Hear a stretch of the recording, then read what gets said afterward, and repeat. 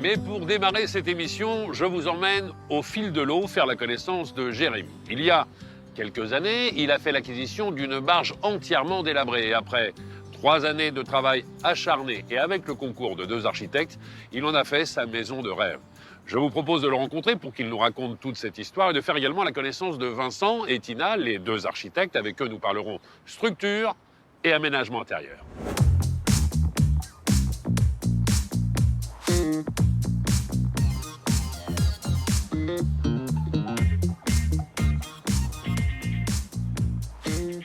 Bonjour Jérémy, autorisation d'embarquer? Stéphane, bien sûr, welcome.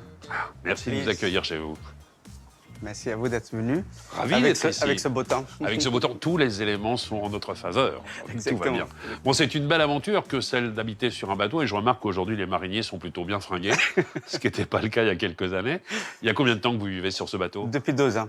Depuis 2 ans? 2 ans, oui. Il y a combien de temps que vous avez eu l'idée de vous installer sur un bateau? Oh, l'idée, c'est il y a 5-6 ans. Oui. Bon, quand on se décide de se lancer dans une aventure comme celle-ci, il faut procéder, j'imagine, par ordre. Par ordre, oui. Dans un premier temps, trouver l'anneau, c'est-à-dire la possibilité de se garer, de s'amarrer. C'est ce que vous avez fait en premier? C'est ça, le premier, oui, exactement. Ça, c'est la première chose. C'est la première Après, il faut trouver le produit. Il faut trouver le produit exact. Donc, c'est quoi? C'est une ancienne barge, une ancienne péniche? C'était quoi? Voilà, c'est ça. J'ai commencé à faire mes recherches. Et puis, finalement, j'ai trouvé cette barge au nord de la France, à Douai, Oui. qui était à la retraite. Quelles sont les dimensions, à peu près? Et il fait environ 39 mètres de long Oui. et 5 de large. C'est un peu les dimensions de ce qu'on appelle une fraissinet? Fraissinet, exactement. D'accord, Voilà. très bien. Voilà. Elle est dans quel état quand vous la trouvez? Très mauvais état. Oui. Mais je savais que c'est ce que je voulais faire avec. On pouvait en faire quelque chose? Je pouvais faire quelque chose. Et puis ma femme ne comprenait pas. Ouais. Et bon, elle a mis beaucoup de temps pour réaliser ce qui va se passer. Vous me répondez si vous voulez, hein, vous n'êtes pas obligé, mais un produit comme ça, quand on achète une coque, j'ai envie de dire, on l'achète à quel prix à peu près? C'est entre 50 et 100 000 euros. Puis moi, j'ai eu la chance de trouver un peu moins cher. J'ai payé 11 000 euros. Ah oui, donc vous aviez une belle enveloppe après pour réaliser le projet. Exactement. Il a fallu combien de temps pour en faire ce produit de rêve? Il a fallu 3 ans. 3 ans. 3 Entre les plans, les ébauches, trouver les bonnes personnes qui allaient pouvoir vous accompagner dans l'aventure. 3 ans, On patiente un peu parce qu'on sait qu'à la fin, ce sera chouette. exactement. Et aujourd'hui, il n'y a pas un jour où vous regrettez d'avoir fait ce choix? Non, jamais je regrette.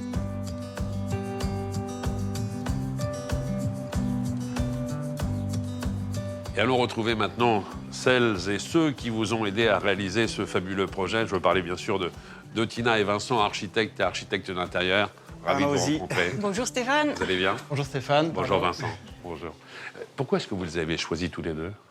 Alors, pourquoi j'ai choisi tous les deux? Alors, d'abord, j'ai choisi Tina, Oui, parce qu'elle m'a dit qu'elle habitait sur une péniche. D'accord. Ça m'a rassuré. et vous vous êtes spécialisé un peu dans la réalisation de ce genre de produit? Oui, tout à fait. Donc je suis architecte DPLG à la base, mais les péniches, ça me plaît énormément et du coup j'ai développé ça comme ma spécialité. Et est-ce que c'est Tina qui vous a amené Vincent ou est-ce que vous l'avez lui aussi sélectionné indépendamment? Non, indépendamment, parce qu'une fois que le projet avançait, malgré que j'avais des idées, mais j'avais besoin de quelqu'un de professionnel. C'est un travail d'architecture intérieure, c'est-à-dire vraiment de circulation, la façon de penser, le choix des matières, des matériaux, l'organisation intérieure du bâtiment. Exactement, quoi. dans l'ensemble, par rapport au projet initial de Tina, et arriver à faire une belle cohérence sur les 2 niveaux de ces espaces et des matières et de l'ensemble du... Donc là, Évolue. si je comprends bien, on est déjà sur un niveau Ouais. qu'il a fallu créer de toutes pièces. C'est ça. Il n'existait pas. Il n'existait pas. Là où on est. C'était l'extérieur. En fait, on avait une coque vide. Donc imaginez la péniche vide dans son état auquel on l'a retrouvée. Une coque d'une épaisseur de 5 mm et un espace à aménager qui à la fois a beaucoup de contraintes, c'est très spécifique. Et en même temps, donc la boîte vide, pas de mur porteur, c'est génial pour... comme Bien terrain de sûr, jeu pour un c'est architecte. carte blanche, quoi, Oui, c'est pratiquement. ça. C'est C'est super. carte blanche. Est-ce que justement tout cet étage complètement vitré, ça a été quelque chose qui a été adopté directement par Jérémy ou au contraire il s'est dit non, mais je veux bien qu'on prenne de la hauteur, mais que je sois quand même un petit peu isolé de celles et ceux qui pourraient me regarder au quotidien? Ah, c'était adapté. Je vais répondre à sa place tout de suite. C'est vrai? Alors elle, tout ce qu'il a fait, il n'y a pas de modification sur l'extérieur. Elle avait compris tout de suite. Ouais, tout de suite. Il y a eu beaucoup de réunions, beaucoup d'échanges avant de se lancer justement dans les Oui, dessins, oui, dans oui. les esquisses. Énormément, Oui, oui. énormément. Parce que vous me parliez des proportions, 39 mètres de long, 5 mètres de large à peu près, donc on est pratiquement à 150 mètres carrés par niveau. On a quoi? Un niveau, un deuxième en Un dessous. deuxième. Au-dessus, vous avez aménagé quelque chose aussi? C'est un cours, ça sera un jardin. Ce Ça va sera venir. un jardin par C'est ça. Donc ça fait une belle surface, une belle carte blanche pour Oui, madame. oui, quand oui, même, hein. tout à fait. Il fallait faire combien de chambres en tout? Alors, nous avons 3 chambres Oui. en dessous.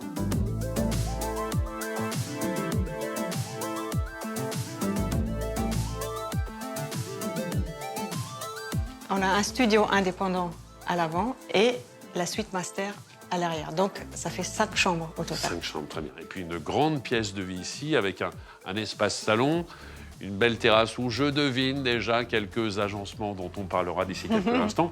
Et puis la cuisine. Alors tout ça, tous ces agencements et aménagements, ça c'est à vous qu'on le doit, Vincent? Exactement. Ah, exactement. Exactement. Tout a été dessiné sur mesure, conceptualisé sur mesure par rapport à l'espace, dans cet esprit qu'avait initialisé Tina. Donc ce grand loft ouvert, entre guillemets, très vitré. Mais comment aussi arriver à dissocier les différentes fonctions de ce grand volume. Bien sûr. Arriver à scinder visuellement le salon, la cuisine, la salle à manger. Voilà. Qu'est-ce que vous avez choisi d'ailleurs comme matériau? Je vois le plan de travail là-bas, c'est quoi? C'est une pierre du Zimbabwe? C'est quoi exactement? Exactement, un marbre Zimbabwe avec un bel îlot en chêne, voilà, qui reprend un petit peu le chêne blond du sol. Voilà, et un beau mur de cuisine en verre anglais qui vient contraster et qui amène toute la technique aussi invisible dans la mesure du possible. Si je reprends encore une fois les contraintes techniques, quand j'organise un sol comme celui-là, que je décide de mettre un parquet, est-ce que c'est un type de parquet particulier ou pas?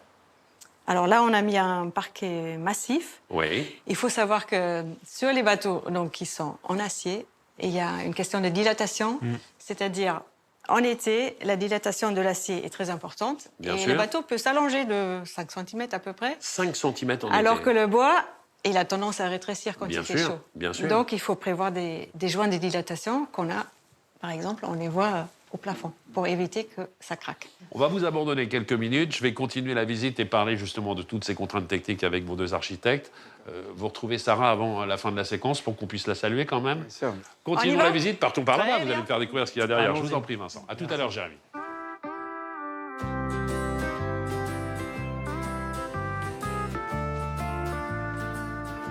Ouh là là, monsieur est ambitieux. Je découvre quand même une salle de bain avec une douche à l'italienne. Ça veut dire que tous les calculs sur l'équilibrage du bateau ont été faits et refaits, j'imagine, non? Tout à fait. Enfin, refait, plus ou moins, on a pris en compte justement l'inclinaison du bateau pour pouvoir positionner au bon endroit les évacuations. Bien sûr, bien sûr. Là, on est à l'avant ou à l'arrière du bateau?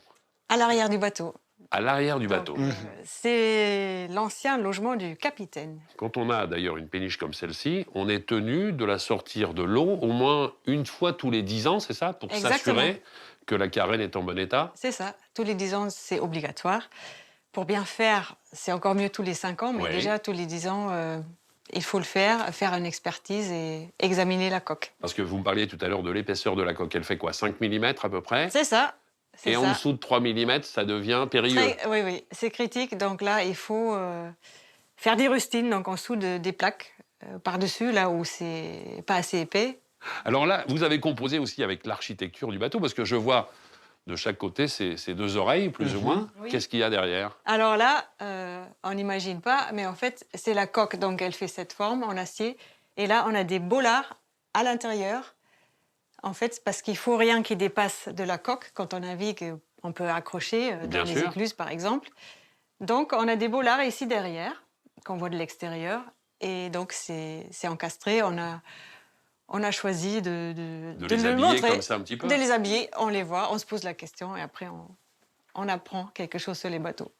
C'est quand même un gros travail que d'imaginer, de faire une habitation sur un endroit où on stockait auparavant uniquement des céréales, j'imagine en tout cas. Oui, oui, oui. En fait, une péniche comme ça, type Fraissinet, ça pèse à peu près 50 tonnes et ça peut transporter à peu près 350 tonnes. Donc on imagine dans ce bateau 350 tonnes de céréales. qui a enfoncé le bateau. Donc aujourd'hui, elle est toute légère. Elle est légère, en fait. C'est pour ça qu'elle sort beaucoup de l'eau, en fait. Mais quand on parle justement de l'équilibrage du bateau, qui est indispensable pour qu'effectivement la construction puisse perdurer, ça veut dire qu'à certains endroits, vous avez été obligé de rajouter du lest, plus ou moins, pour l'équilibrer? Tout à fait, c'est ça. Donc déjà, le bateau, normalement, il est incliné plus vers l'arrière pour que l'hélice soit dans l'eau. Et ça, nous avons rééquilibré en mettant du lest à l'avant. Si on parle des matériaux qui ont été utilisés ici, Vincent, est-ce que là aussi, encore une fois, ce sont des matériaux plus techniques qui supportent l'humidité? C'est la première chose à laquelle on pense lorsqu'on dit on va habiter sur un bateau. Est-ce qu'il y a de l'humidité plus qu'ailleurs?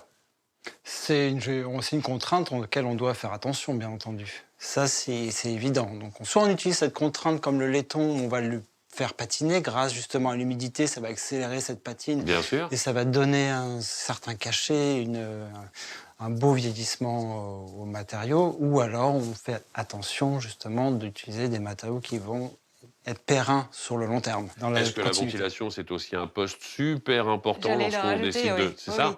En fait, on ne le voit pas trop parce qu'ici, la technique, elle est très bien cachée. Mais il y a beaucoup de technicité dans ce bateau. Et en fait, la ventilation, c'est le b.a.-ba pour, Bien sûr. pour lutter contre l'humidité. Bien sûr. Bon, alors, on a découvert la suite familiale, mais il y a tout un autre niveau en dessous que j'aimerais bien aller visiter en votre compagnie. Alors, je vous en prie. Tout à fait. Repassez les premiers. Super.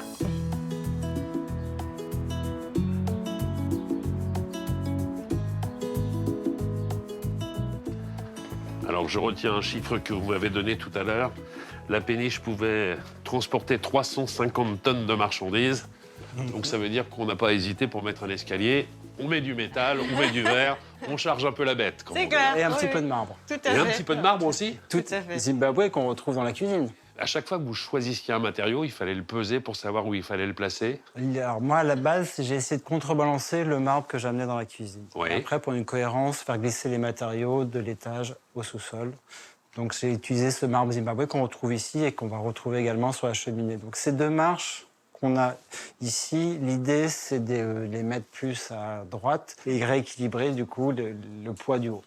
D'accord, très bien. Alors là, on a un grand couloir, mais que vous avez rythmé au sol, avec encore une fois un choix de matériaux un peu différent du parquet que j'ai ici. Tout à fait. Donc ça, c'est quoi? C'est pour marquer justement Pour et éviter marquer d'avoir les quelque chose qui portes et soit pour trop... aussi casser justement ce long couloir, ce long tube qui peut être un peu étouffant parce qu'il est étroit. On a ce gousset qui vient aussi renfermer. Donc j'ai apporté de la lumière via ce gousset et surtout voilà rythmé façon un peu couloir d'hôtel. Donc là, il y a combien de chambres ici, de ce côté-ci? De ce côté-ci, on va avoir deux chambres, Oui. une grande salle de bain avec un beau sauna, une double douche et voilà la belle salle de bain invitée. On a également une petite salle de bain dans une des deux chambres et on va avoir un petit WC invité. D'accord. À chaque fois, chaque chambre a plus ou moins ses tonalités, ses couleurs. Exactement. C'est une déclinaison. Comme on retrouve à l'étage, je décline avec des couleurs. Donc vous avez une chambre qui va être dans les tonalités bleues, où tout va être décliné dans le bleu, mais rapporter des petites touches, puisqu'on est quand même dans un univers de maison. L'idée, c'était d'arriver à lier la maison et la péniche. Donc pas faire quelque chose de trop péniche, trop marin. Donc que ça soit quand même cosy, qu'on ne se sente pas dépaysé et pour y vivre, que ce soit agréable. Mais vous en avez fait une vraie maison et vous ne vous êtes surtout rien interdit. Il y a un poêle à bois à l'étage là-haut, il y a une cheminée en bas. Tout à fait. Tout à fait. Et il y a tout le confort d'une maison, voire plus. Il y a du Voilà. confort. Après, il y a toute la lumière que vous avez également fait rentrer dans la maison. Si je regarde le niveau de la Seine juste à côté, là, sur le principe, j'ai les pieds dans l'eau. Exactement. On est d'accord? Exactement. Je suis les pieds en dans dessous. l'eau. Et puis donc, pour positionner les hublots, il faut respecter une distance par rapport à l'eau. Bien Donc sûr. on a fait le plus grand possible. Et en haut, c'est limité, comme disait Vincent. Les goussets, ce sont les cornières, c'est structurel sur les bateaux. D'où vient ce billet qu'on a dû garder et qu'on a évidemment gardé. Donc vous avez joué avec la structure pour encore une fois apporter un élément de décoration. C'est Ça fait ça. comme des grandes corniches avec ce ruban lumineux oui, comme tout ça. à fait. C'est plutôt très astucieux. hein. C'est ça. Mais là, la pièce qui est à côté, c'est un peu plus qu'une chambre. C'est carrément un petit studio. Je le voyais en descendant. Il y a, Oui, il y a oui, une oui, cuisine et c'est tout un ça. Oui, oui, studio. c'est un mini-studio, c'est ça. Totalement indépendant avec une descente également pour pouvoir y Complètement parvenir. indépendant, vous pouvez y accéder complètement séparément. C'est le petit studio du fils de Jérémy à l'initiale. Voilà, donc c'est lui apporter tout le confort d'un petit studio parisien classique, mais sur l'eau. Bah, c'est parfait, Oui. parfait. C'est Et- un vrai terrain de jeu pour vous, hein, un chantier comme celui-là, parce C'était un que très là, beau pour le terrain de coup, jeu. c'est du sur-mesure intégral. Exactement. Il n'y a rien de standardisé ici. Rien standardisé Ça. comme dans beaucoup de maisons, mais là, ça va encore plus loin. On a réussi à s'amuser, justement, à créer ces grandes étagères du salon où pour intégrer de la végétation et faire glisser le long des étagères pour créer un filtre face à l'extérieur. J'ai pu m'amuser avec cette grande jardinière sous l'escalier. L'escalier était déjà présent. Il y a un traitement de la lumière qui a été opéré avec effectivement des ouvertures de ce côté-ci, côté berge. Mais le spectacle, il est permanent, qu'on soit à l'étage ou que l'on soit même ici, avec toutes ces ouvertures sur la scène. Oui. Tout à fait. Et puis ce qui est sympa en fait en haut, on est comme dans un grand aquarium, c'est entièrement vitré, alors qu'ici on a des petites vues ciblées. Donc c'est peut-être plus fin. Comme, On crée Bien sûr. on crée des tableaux. C'est comme des tableaux, naturels. exactement. Ce Et sont c'est- des cadres ciblés. Il y a un c'est- tableau qu'on n'a pas vu encore.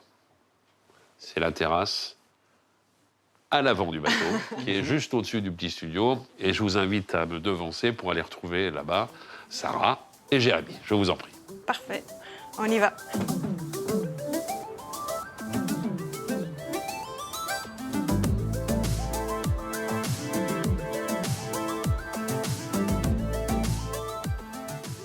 Bonjour Sarah.